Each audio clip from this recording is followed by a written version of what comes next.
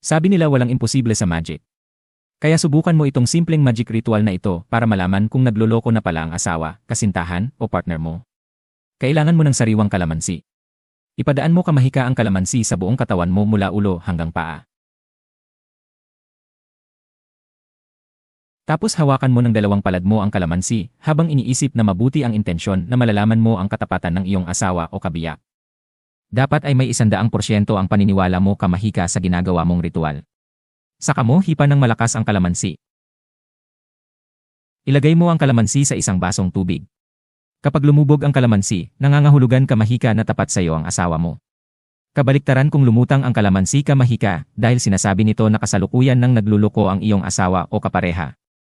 Kung ang kalamansi ay hindi tuluyang lumubog pero hindi rin naman tuluyang lumutang, maghanda kamahika sapagkat ang iyong asawa o kapareha ay nasa stage na kung saan nasa isipan na niya or nag-umpisa na siyang mangaliwa.